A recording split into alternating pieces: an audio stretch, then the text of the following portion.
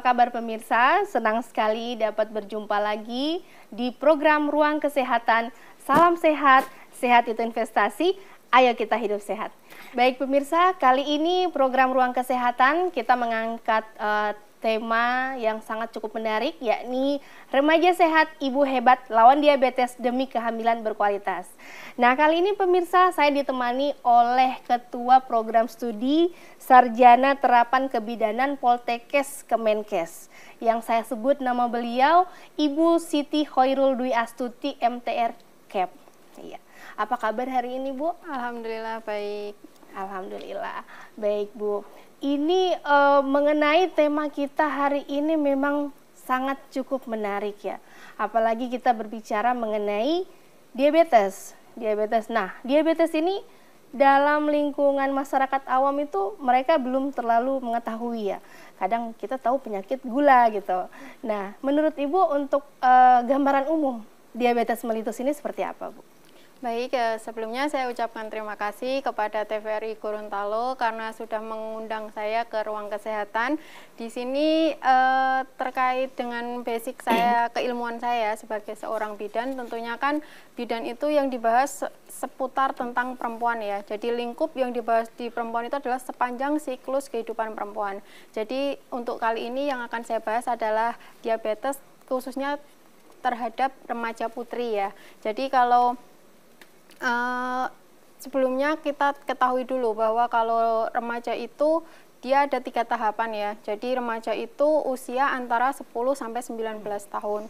Jadi remaja dikategorikan menjadi 3, ada remaja awal, remaja tengah, dan remaja akhir. Untuk remaja awal dia antara usia 10 sampai dengan 13 tahun, itu termasuk remaja awal. Dan untuk remaja tengah dia itu 14 sampai dengan 16 tahun, itu termasuk remaja tengah. Dan untuk tahapan remaja akhir itu umur dari 17 tahun sampai dengan 19 tahun. Nah, kalau ini ya, kenapa kali ini topik ini sangat menarik ya, excited untuk dibahasnya, itu karena terjadinya peningkatan yang signifikan ya, apalagi ini di kalangan remaja ya. Kalau zaman dulu diabetes itu terjadi pada usia 40 tahun ke atas. Betul. Nah, tapi kalau sekarang diabetes itu banyak ditemui pada remaja. Jadi kalau kayak pada tahun 2000 angka kejadian diabetes remaja itu hanya 3 dari 100.000 remaja ya yang ada di Indonesia. Tetapi pada tahun 2010 itu mengalami peningkatan yang cukup signifikan karena dia mengalami peningkatan dari yang awalnya 3 dari 100.000 remaja menjadi 28 per 100.000 remaja. Tetapi untuk spesifiknya karena di Gorontalo ini belum ada khusus ya terkait diabetes pada remaja putri, saya juga pernah melakukan penelitian ya, riset, karena kan tugas seorang dosen itu selain mengajar juga melakukan penelitian ya. Nah, dari hasil penelitian saya tahun 2021 itu dari hasil penelitian saya ditemukan hal yang cukup mengejutkan gitu ya, karena dari jumlah responden yang saya teliti dan semuanya responden saya adalah remaja putri, 17% dari jumlah total responden itu memiliki resiko untuk mengalami diabetes. Nah, faktor resikonya ini diukur berdasarkan lingkar perut dari remaja putri. Jadi lingkar perut yang lebih dari 80 cm itu menunjukkan adanya kecenderungan atau faktor resiko yang bisa menyebabkan terjadinya diabetes di usia selanjutnya. Iya, berarti dalam masa remaja ini penyebab utamanya itu mungkin dari makanan dari para remaja ya. Tapi saya baru tahu Bu itu kalau misalnya untuk kita mengetahui para remaja yang terkena diabetes itu kita ketahui dari lingkar perut ya? Iya. Oh, jadi kalau misalnya dia berarti untuk diabetes mellitus ini tidak berarti harus dari keturunan ya? Ya, kalau untuk ini ya, untuk deteksi awal, karena kan kalau kita ketahui ya untuk pemeriksaan diabetes itu kan menggunakan pemeriksaan gula darah. Tetapi kalau untuk deteksi awal yang paling gampang bisa dilihat dari lingkar perut. Jadi lingkar perut yang lebih dari 80 cm itu cenderung akan memiliki resiko diabetes, khususnya pada perempuan. Khususnya kepada perempuan. Bagaimana dengan remaja putranya, Bu? Kalau untuk remaja putra lebih dari 90 cm. Lebih dari 90 Iya. cm itu sudah memiliki resiko untuk mengalami diabetes gitu. Cuma kan karena saya basicnya bidan, jadi ruang lingkupnya hanya seputar siklus kehidupan perempuan ya. Diabetes ini pada remaja ini saya kira masih belum terlalu kita masih belum cukup mengenal untuk kasus diabetes ini. Ini bagaimana Bu kalau untuk pada remaja ini? Ya, sebenarnya diabetes pada remaja putri ini memerlukan perhatian khusus ya, karena bagaimanapun riwayat kesehatan pada masa remaja itu, apalagi khususnya remaja putri, itu akan mempengaruhi. Karena kan remaja putri ini selanjutnya akan menjadi seorang ibu ya, jadi diabetes ini juga akan berdampak terhadap kehamilan. Jadi kalau bisa didefinisikan bahwa diabetes itu adalah sebenarnya gangguan medis ya, gangguan medis yang kronis. Dia adalah tahapan awal terjadinya penyakit komplikasi yang selanjutnya gitu. Dan tanda awalnya dia bisa ditandai dengan adanya peningkatan kadar gula darah. Jadi kalau misalnya pemeriksaan dilakukan sebelum orang ini mengkonsumsi makanan ya, atau melakukan puasa kurang lebih 8 jam, itu kadar gula darah normalnya itu tidak boleh lebih dari 100 miligram per desiliter. Jadi kalau misalnya seseorang ini diperiksa darahnya dan orang itu sudah melakukan puasa lebih dari 8 jam dan dia memiliki kadar gula darah lebih dari 100 mg per desiliter, itu bisa atau udah bisa dikategorikan dia menderita diabetes.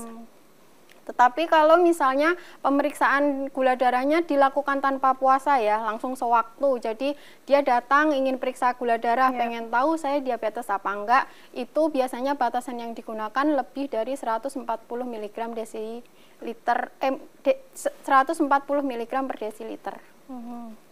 Berarti untuk anak remaja juga ini mereka bisa mengetahui bahwa mereka diabetes, karena kan kalau di sekitar kita anak-anak remaja saat ini suka sekali dengan makanan junk food ya, apalagi FOMO ya, kalau misalnya mereka ingin ada iklan lewat, mereka ingin kita beli ini, yang apalagi sekarang sudah banyak minuman-minuman kemasan dan mereka tidak tahu bahwa itu ada resiko. Nah, bagaimana cara kita untuk mengetahui bahwa diri mereka itu terkena diabetes mellitus, Bu? Iya, kayak tadi itu ya, yang paling gampang yang pertama menggunakan lingkar perut itu ya, itu yang paling gampang dan mudah dilakukan. Jadi kalau lebih dari 80 cm untuk remaja putri, dia bisa diasumsikan dia memiliki resiko untuk mengalami diabetes. Tapi untuk menegakkan diagnosa tersebut perlu dilakukan pemeriksaan gula darah ya, karena diabetes itu sebenarnya ada 2 tipe. Jadi ada yang tipe 1 dan ada yang tipe 2 gitu.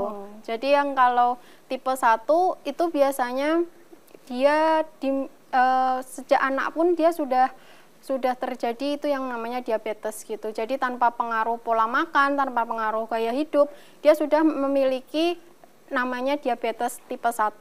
Jadi kalau diabetes tipe 1 itu memang tubuh sama sekali tidak bisa memproduksi insulin.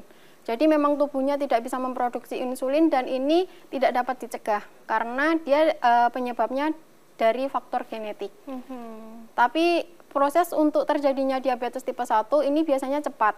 Dia cepat dan mendadak. Dan dia seumur hidup harus menggunakan insulin. Tetapi kalau yang untuk diabetes tipe 2, kalau yang dulu itu terjadi pada usia 40 tahun ke atas ya. Tapi kalau sekarang udah banyak sekali itu kayak remaja, dia yang mengalami diabetes tipe 2 itu ya karena tadi ada perubahan pola makan, ada perubahan gaya hidup, itu apalagi sekarang banyak FOMO-FOMO makanan kuliner yang cenderung mengandung banyak gula ya. Jadi sekarang sudah banyak sekali itu remaja yang mengalami diabetes tipe 2. Iya. Nah, ini kalau untuk kita dari saya pahami di diabetes tipe 1 dan tipe 2, nah, gimana si anak remaja ini misalnya mereka tidak ingin melakukan pemeriksaan, tapi apakah mereka bisa dilihat dari selain dari lingkar perut itu, apakah ada gejala yang mereka rasakan atau seperti apa, Bu? Oh iya, kalau untuk gejala sendiri sebenarnya bisa ditandai ya untuk gejala dari diabetes ini, cuma kan kadang orang abai ya terhadap gejala ini. Yang pertama itu orang yang mengalami diabetes dia akan sering merasakan haus. Jadi karena Di sini ginjal itu dalam tanda kutip dia kewalahan. Jadi fungsi ginjal sebenarnya adalah dia menyaring gula dalam darah ya. Kemudian dia akan dialirkan lagi menjadi energi. Tetapi karena di sini ginjal kewalahan dalam menyaring darah sehingga gula keluar bersama urin.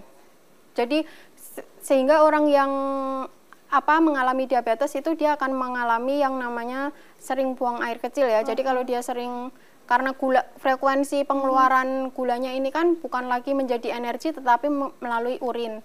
Nah, sehingga itu akan memaksa tubuh menjadi dehidrasi karena kan sering buang air kecil ya, dan itu akan mengirimkan sinyal ke otak. Jadi otak akan merespon bahwa tubuh ini dehidrasi sehingga dia akan mengalami rasa ingin minum. Jadi otak akan merespon itu sebagai tanda rasa ingin haus gitu. Jadi sering haus. Jadi untuk pada pasien yang diabetes dia akan mengalami rasa yang sering haus. Nah, tapi biasanya selain sering haus juga dia akan diiringi karena sifat dari gula ini adalah osmotik ya, menyerap cairan. Biasanya orang yang sering haus dia juga akan mengalami sering buang air kecil. Oke. Ya, jadi kalau sering haus biasanya akan diikuti sering buang air kecil. Selain itu juga ada beberapa tanda lagi seperti kayak ini ya, biasanya kan kalau orang yang cenderung mengalami diabetes dia kan obesitas ya awalnya. Nah, tiba-tiba akan terjadi tuh namanya penurunan berat badan. Jadi akan terjadi penurunan berat badan yang signifikan. Jadi yang awalnya dia obesitas akan tiba-tiba turun. Padahal porsi makannya tidak berubah gitu. Itu karena dari dalam tubuh pankreas dia tidak bisa memproduksi insulin untuk mengolah gula yang masuk menjadi energi. Jadi gula yang masuk ke dalam tubuh tidak dapat diolah menjadi energi sehingga tubuhnya itu akan mengambil energi dari lemak dan otot. Jadi makanya orang yang mengalami diabetes dia akan cenderung mengalami penurunan berat badan.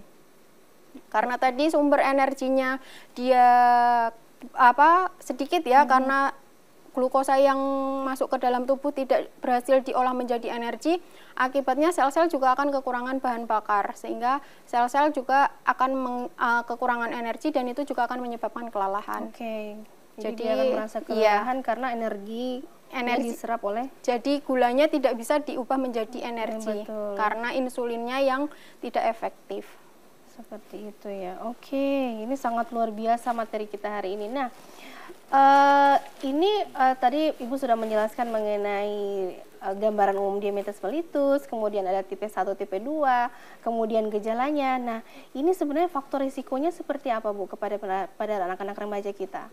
Ya, kalau faktor risiko itu banyak ya, karena apalagi diabetes ini kan maksudnya penyakit yang multifaktoral gitu ya, nggak cuman disebabkan karena genetik, karena pola makan aja ya, tapi yang paling berpengaruh yang di sini yang pertama yang mempengaruhi diabetes adalah genetik ya. Jadi kalau genetik itu biasanya ibu hamil atau seorang misalnya remaja, dia ketika remaja mengalami diabetes, ketika hamil dia juga akan mengalami yang namanya diabetes gestasional. Oke Bu, tahan dulu sebentar. Kita ikuti dulu pesan-pesan berikut ini. Pemirsa, tetaplah di Ruang Kesehatan.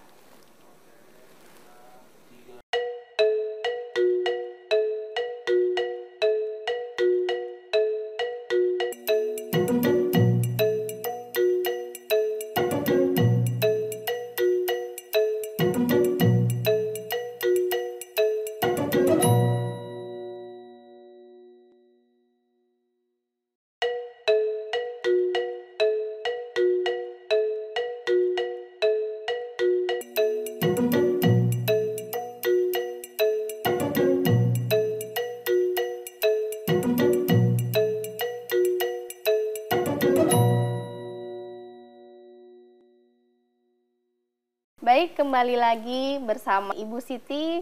Silakan Bu dilanjutkan untuk faktor risiko diabetes mellitus pada remaja. Jadi saya ulangi lagi ya Mbak, terkait tadi yang pertanyaannya sebenarnya cukup bagus ya. Apa aja yang dapat mempengaruhi diabetes ya? Nah, kalau sebenarnya diabetes ini yang tadi sudah saya sampaikan, bahwa diabetes termasuk salah satu penyakit yang multifaktoral. Jadi bukan cuma dari genetik saja orang sudah bisa terkena diabetes, tetapi ada beberapa faktor yang dapat menyebabkan terjadinya diabetes. Yang pertama itu adanya, memang yang pertama yang paling berpengaruh itu genetik ya. Jadi kalau genetik, misalnya kita balikan lagi nih kepada lingkup keilmuan saya ya, terkait perempuan. Jadi kalau misalnya seorang perempuan dia mengalami yang namanya remaja ini ya, di tahap remaja dia sudah mengalami yang namanya diabetes, nanti waktu hamil dia juga kemungkinan besar akan mengalami yang namanya diabetes gestasional. Jadi diabetes gestasional ini adalah suatu penyakit tingginya kadar gula selama ibunya menjalani kehamilan. Nah, biasanya ibu yang memiliki diabetes gestasional itu dia akan mempunyai anak yang memiliki resiko 2-3 kali lebih besar juga akan mengalami diabetes gitu. Nah, uniknya di sini jika yang mengalami diabetes adalah seorang perempuan, tapi justru nanti cenderung yang memiliki faktor resiko diabetes ini bukan anak perempuan, tapi justru anak laki-laki gitu. Nah, kenapa kok anak lelaki yang justru lebih cenderung memiliki faktor resiko untuk mengalami diabetes? Karena di sini mungkin salah satu ini ya, kelebihan dari seorang perempuan ya. Perempuan itu ditakdirkan complicated ya, lengkap dengan hormon-hormonnya ya. Jadi ada beberapa hormon yang dimiliki perempuan tetapi tidak dimiliki oleh laki-laki. Contohnya seperti hormon estrogen. Jadi hormon estrogen di sini adalah fungsinya mencegah kekurangan insulin. Makanya uniknya atau bersyukurnya kita jadi seorang perempuan dilahirkan dengan segala kelengkapannya ya, termasuk hormon, dan hormon estrogen itu hanya dimiliki di perempuan. Jadi untuk laki-laki tidak memiliki hormon estrogen, dan fungsi dari hormon estrogen ini adalah mencegah dari kekurangan insulin. Makanya kenapa perempuan itu dia justru akan mengalami diabetes ketika dia sudah mengalami menopause. Karena ketika seorang perempuan mengalami menopause, dia itu hormon estrogennya akan berkurang. Makanya ketika dia sudah menopause, hormon estrogennya berkurang, itu dia akan mengalami lonjakan kenaikan kadar gula darah. Berbeda halnya dengan laki-laki, karena laki-laki memang sejak awal tidak ditakdirkan memiliki estrogen. Iya, seperti itu. Terus tadi ya saya bilang multifaktoral ya. Jadi bukan hanya genetik, tetapi juga dari pola makan yang tidak sehat. Jadi pola makan yang tidak sehat ini cenderung karena dia mengkonsumsi makanan yang tinggi gula ya. Dan dia juga mengkonsumsi karbohidrat dalam bentuk olahan. Jadi sekarang itu banyak sekali makanan-makanan yang tersedia itu bukan hanya tinggi gula, tetapi juga dalam bentuk karbohidrat olahan. Betul. Jadi contohnya karbohidrat olahan itu seperti kayak pasta, terus pizza. Itu kan sekarang apalagi artis-artis itu lagi gencar-gencarnya ya. Mereka tidak hanya menjadi artis tapi juga memiliki bisnis. Nah, dan cenderungnya bisnis-bisnis yang dimiliki oleh artis ini cenderungnya makanannya yang tinggi gula semua dan bentuknya dalam karbohidrat olahan gitu ya. Jadi makanya itu juga kalau yang dipromosikan oleh artis juga akan mempengaruhi. Betul, ya. Jadi banyak yang cepat kalau ada promosi apalagi dilihat itu jadi kayak akan mempengaruhi, oh jadi pengen nyoba. Nah, itu yang FOMO di remaja. Jadi itu akan mempengaruhi, apalagi zaman sekarang banyak sekali untuk mengakses hal yang seperti itu.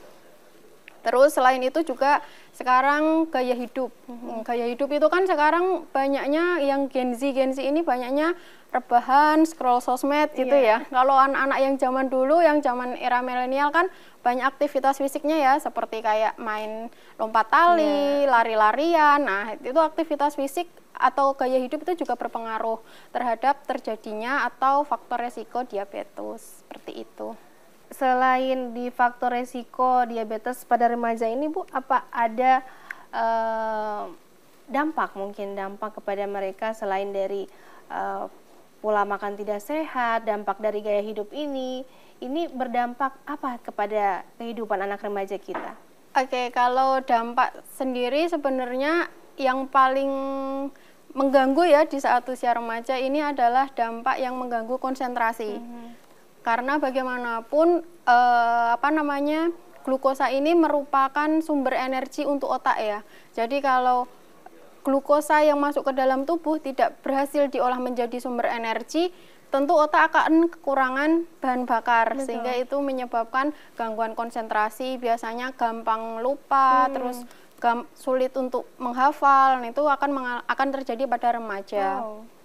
Jadi kalau untuk dampak komplikasi jangka panjangnya itu sebenarnya kalau kayak untuk diabetes itu dia merupakan ini ya, penyakit awal. Jadi kalau diabetes biasanya nggak cuma diabetes aja ini orang, pasti akan diikuti penyakit-penyakit selanjutnya. Jadi biasanya akan terjadi yang istilah yang namanya komplikasi. Jadi kalau orang yang kena diabetes biasanya juga akan diikuti terjadinya hipertensi. Selain hipertensi juga biasanya dia juga akan mengalami gangguan ginjal, karena tadi ya ketika gula darah yang masuk terlalu banyak, yang akan kewalahan bekerja itu yang pertama adalah organ ginjal gitu ya. Terus jantung. Terus yang paling sering terjadi itu biasanya kaki sama tangan itu terasa kebas atau sering kesemutan. Dan bahayanya kalau misalnya orang ini mengalami kebas atau kesemutan di area tangan ataupun kaki, ini jika luka terus terjadi infeksi itu akan sulit sembuh dan bisa berakibat sampai amputasi. Jadi kalau untuk usia tua juga biasanya kalau di usia remajanya udah kena diabetes, kalau dia sampai lansia juga bisa mengalami demensia atau pikun ya dalam istilah yang sering kita dengar. Selain itu kalau kenapa tadi ya saya bilang kenapa remaja yang mengalami harus diupayakan supaya tidak mengalami diabetes ya. Kenapa kita harus menggerakkan supaya remaja ini bisa melawan diabetes? Itu ya karena itu. Karena selain dia dapat menyebabkan gangguan konsentrasi, dia dapat menjadikan komplikasi jangka panjang, dia juga dapat menyebabkan terjadinya gangguan kesuburan. Jadi kalau kayak remaja putri dia mengalami diabetes, dia akan menyebabkan gangguan pada kehamilan ya, bisa melahirkan bayi yang berat badannya kecil, terus prematur, bahkan remaja putri yang mengalami diabetes juga dapat menyebabkan terjadinya stunting. Seperti itu. Sangat berpengaruh ya, Bu. Iya, dampaknya sangat banyak. Dampaknya sangat banyak hanya karena si diabetes mellitus ini ada, dan kita tidak tahu, apalagi sekarang sudah banyak makanan-makanan junk food ya yang beredar tadi. Tadi Ibu sempat singgung untuk mengenai makanan ya. Memang sangat berpengaruh terkait promosi-promosi dari artis-artis ini. Nah, mungkinkah kita ada selain ada promosi, mungkinkah kita sematkan ya, mungkin iklan ya, iklan apalagi anak-anak remaja kita ini sangat miskin informasi gizi. Menurut Ibu nih gimana nih? Iya, kalau ini ya sebenarnya kalau media sosial ini tidak secara langsung ya dapat menyebabkan diabetes itu enggak, tapi dia juga dapat memberikan efek. Ya, jadi betul, adanya media sosial ini juga karena media sosial ini banyak kita ketahui ya banyak dimanfaatkan untuk memperoleh keuntungan. Ya, jadi banyak iklan-iklan yang dibawakan artis itu dia tidak mencerminkan nilai gizi, tidak ada info nilai gizinya, dia hanya yang penting dibayar untuk iklan dan dia kepentingan untuk menyampaikannya itu hanya bukan memperhatikan kesehatan, tidak memedulikan dampaknya terhadap kesehatan, tapi dia hanya memperoleh keuntungan dari iklan yang dia pasang. Nah, itu juga apalagi kayak tadi yang disampaikan ya, kalau misalnya kayak remaja ini masih masa labil ya, jadi dia masih kurang kritis dalam menyaring informasi. Jadi kalau biasanya dipakai sama artis, dia langsung ikuti. Oh, ini kayaknya FOMO artis. Ya? Iya, FOMO banget zaman sekarang ini ya. Jadi dia ini ya tidak memfilter informasi. Jadi pokoknya ikut aja gitu. Terus kadang juga ini di media sosial dia juga bisa menyebabkan yang disebut misinformasi gizi. Ya, jadi kalau misinformasi gizi itu contohnya seperti ini. Jadi kayak dia memberikan informasi terkait gizi itu informasi yang salah. Jadi informasinya disampaikan bukan dari ahli gizi, bukan dari dokter gitu ya, tapi disampaikan oleh yang seperti tadi saya bilang ya, contohnya kayak influencer. Apalagi contohnya kayak sekarang ini, misalnya kayak dibilang ini kayak gula aren lebih sehat daripada gula pasir. Akhirnya orang bebas saja mengkonsumsi manis menggunakan gula aren, sebanyak-banyaknya dikonsumsi. Padahal gula aren juga termasuk gula gitu, cuma kan karena dipromosikan dia lebih alami, lebih sehat, jadi kan orang oh aman aja ini ya, aman aja kalau konsumsi manis pakai gula aren. Itu kan juga termasuk misinformasi gizi ya. Apalagi kayak sekarang yang dibilang itu adanya diet ekstrim gitu ya, kayak misalnya oh diet tanpa mengkonsumsi karbohidrat gitu. Jadi tujuannya yang penting tubuhnya cepat kurus gitu, tapi enggak yang memperdulikan apakah ini sehat atau enggak. Apalagi untuk remaja ya. Untuk remaja kalau misalnya sampai kekurangan nutrisi, masih masa pertumbuhan ya, masih pubertas, masih mengalami masa pertumbuhan, itu kan kalau informasi gizinya salah juga dapat mempengaruhi pertumbuhan ya.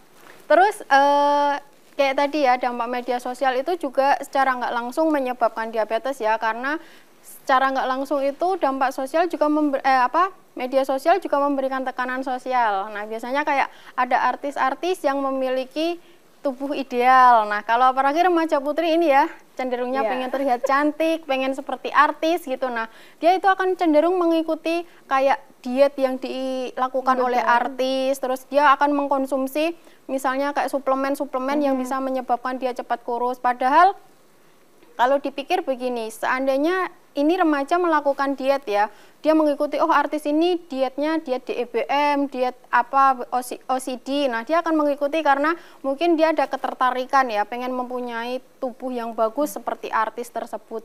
Tapi di sisi lain, kalau misalnya diet yang dia jalani gagal, itu akan menimbulkan reaksi emosional. Jadi remaja ini dia akan marah. Oh kemarin banyak yang saya batasi, ketika dietnya nggak berhasil, dia akan justru marah. Jadi reaksi emosionalnya marah, dia makan makanan yang kemarin dia pantang.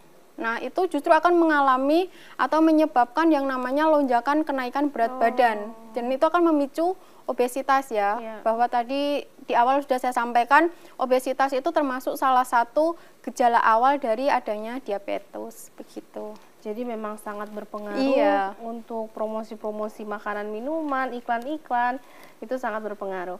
Baik pemirsa, kita tahan dulu sebentar, sangat menarik materi hari ini. Kita lihat dulu pesan-pesan berikut ini, tetap bersama di Ruang Kesehatan.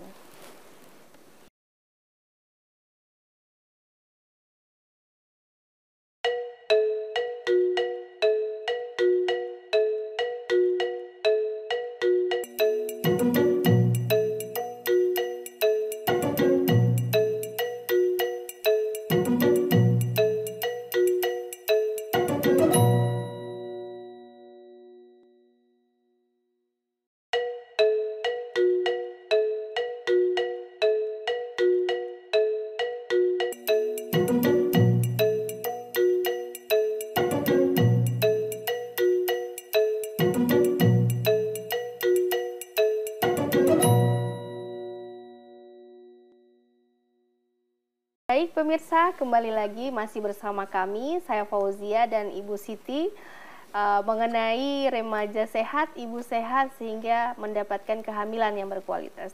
Tadi sangat luar biasa penjelasan Ibu mengenai remaja, diabetes mellitus ini bagaimana di remaja, mengenai tipe 1 dan tipe 2 diabetes mellitus, gejalanya seperti apa. Nah, saya kembali ke tema kita. Nah, untuk remaja ini tadi berpengaruh kepada ibu ya, ketika dia akan menjadi ibu, maka ketika dia punya diabetes mellitus, si ibu pun akan mendapatkan diabetes mellitus dan akan berpengaruh kepada anak-anaknya. Nah ini bagaimana Bu?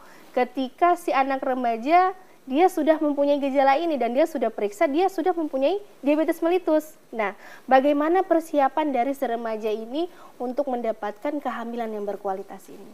Baik, kayak tadi ya sudah saya sampaikan ya bahwa kayak penyakit diabetes mellitus ini ketika dialami oleh seorang remaja itu kayak rantai yang nggak bakal putus gitu ya, karena ketika dia remaja dia sudah mengalami diabetes, hamil mengalami diabetes, melahirkan anak pun memiliki resiko diabetes. Makanya kita perlu mempersiapkan kesehatan reproduksi ini sejak masa remaja ya. Contohnya kita bisa melakukan hal-hal yang sederhana ya, misalnya kayak menggunakan atau menerapkan pola makan yang seimbang. Jadi pola makan yang seimbang itu seperti apa? Pola makan yang seimbang itu tadi ya sudah saya sampaikan di awal, saya spill tipis-tipis itu ya terkait apa, contohnya kayak karbohidrat olahan. Nah itu kalau bisa kita mengarahkan remaja untuk mengkonsumsi karbohidrat dalam bentuk yang kompleks gitu ya, contohnya ya kayak ubi, nasi merah, terus singkong gitu ya.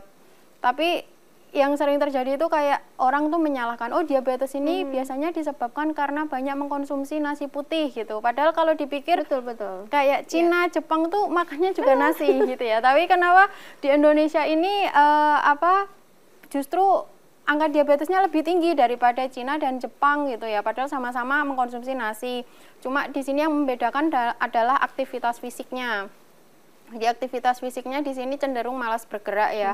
Makanya untuk mempersiapkan kehamilan yang berkualitas, remaja harus diajarkan untuk melawan diabetes. Salah satunya yaitu memiliki pola makan hidup yang sehat, gaya hidupnya juga ya harus memiliki gaya hidup yang banyak melakukan aktivitas fisik, terus rutin cek kesehatan. Jadi cek gula darah itu jangan tunggu nanti di atas usia 40 tahun ya, tapi mulai dari remaja sudah bisa melakukan cek kesehatan rutin ya. Dan yang kedua juga dia bisa menghindari berat badan yang obesitas, karena tadi itu ya salah satu faktor resiko untuk diabetes adalah obesitas. Ketika si ibu ini hamil dan dia memang sudah terkena diabetes mellitus, apakah diperkenankan untuk menggunakan insulin atau selain dari pola makan yang diperbaiki? Karena jangan sampai ketika dia memakai insulin dan akan berpengaruh kepada janinnya. Iya, kalau sebenarnya kalau untuk kayak konsumsi insulin ini kan insulin bisa ini ya, kayak tadi saya sampaikan bahwa kalau untuk yang diabetes tipe 1 dia tidak bisa lepas dari insulin ya, karena tubuhnya memang memproduksi tidak bisa memproduksi insulin. Tetapi kalau untuk diabetes tipe 2 itu dia cenderung bisa diperbaiki. Jadi insulinnya itu masih bisa diperbaiki, karena yang bermasalah adalah produksi insulinnya ini tidak efektif. Tapi kalau untuk insulin yang DM tipe 1 memang bisa ditandai. Jadi ketika ibunya hamil bisa ditanya, ibu sudah mengalami DM itu sejak kapan? Kalau misalnya sejak anak-anak udah bisa dipastikan, atau sejak lahir bahkan ya, itu bisa dipastikan bahwa ibunya mengalami DM tipe 1 dan itu ibunya tetap harus menggunakan insulin. Tetapi kalau misalnya ibunya ini mengalami diabetes ketika ibunya remaja, itu ibunya bisa memperbaiki penyakit diabetesnya ini melalui diet. Jadi diet ini jangan disalahartikan kayak oh aku diet gitu ya, tujuannya supaya kurus. Tapi diet di sini adalah mengatur pola makan. Jadi pola makan yang cenderung tidak meningkatkan kadar gula dalam tubuh, seperti itu. Tapi tidak menutup kemungkinan ya Bu, kalau misalnya remaja yang sudah divonis diabetes mellitus ataupun yang sudah menggunakan insulin, tidak menutup kemungkinan dia juga bisa hamil ya Bu ya? Iya. Bisa ya, itu tidak akan berpengaruh ya kepada tubuh dia? Kalau mempengaruhi kesuburan mungkin dia hanya mempengaruhi siklus menstruasi ya. Jadi siklus menstruasinya dia akan yang awalnya teratur tiap tanggalnya teratur rutin tanggal berapa. Tapi kalau yang dia mengalami diabetes, dia biasanya akan mengalami perubahan siklus menstruasi. Jadi akan mempengaruhi kesuburan karena tanggal kesuburannya kan tidak bisa dipastikan ya.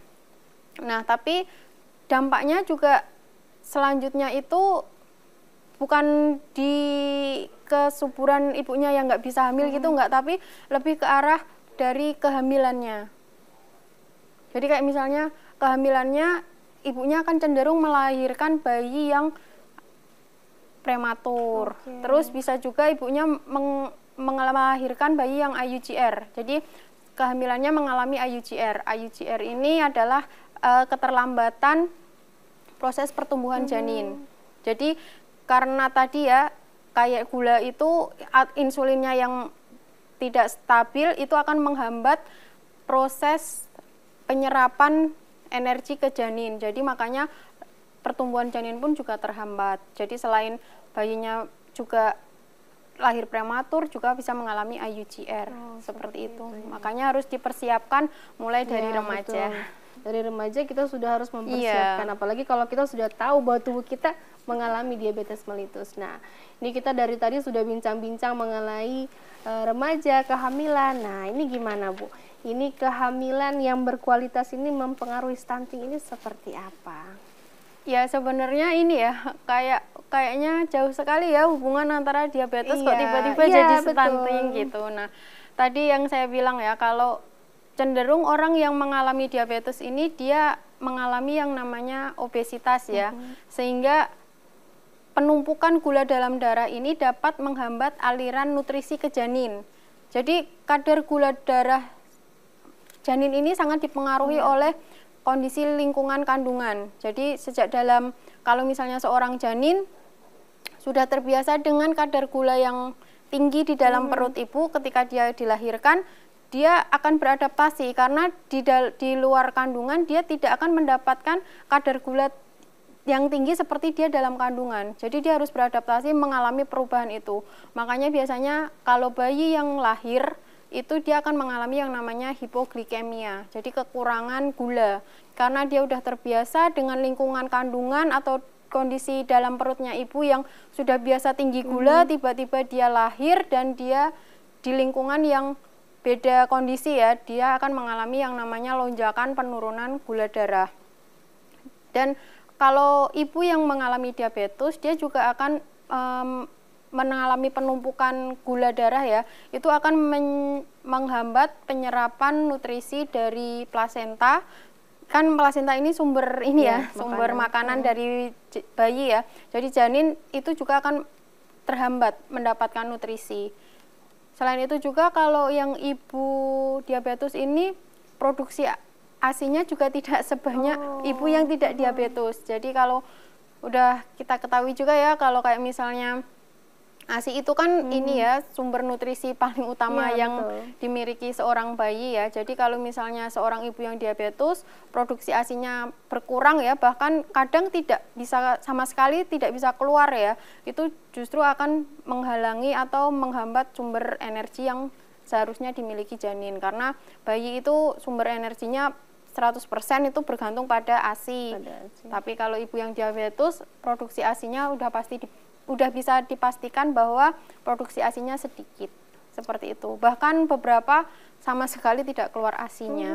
Berarti itu secara otomatis kan akan mempengaruhi 1000 hari pertama kehidupan dari si janin, si bayi ini ya. Jadi akan kekurangan nutrisi untuk bertumbuh, makanya itu dapat menyebabkan terjadinya stunting. Dan dia sudah sangat resiko besar terkena diabetes mellitus. Iya, selain diabetes mellitus, resiko stunting juga sudah menunggu untuk bayi yang dilahirkan oleh seorang ibu yang mengalami diabetes. Iya, baik Bu, terima kasih.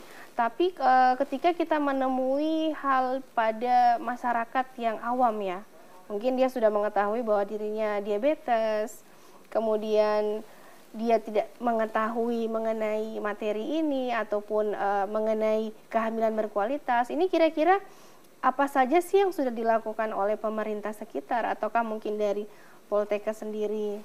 Kalau kayak di Poltekkes ini kebetulan mempunyai sentra unggulan ya. Sentra unggulan itu memang visi dari Kemenkes ya, karena Poltekkes Kemenkes Gorontalo ini kan salah satu unit di bawahnya Kementerian Kesehatan ya. Nah, di sini Kementerian Kesehatan lagi memiliki visi.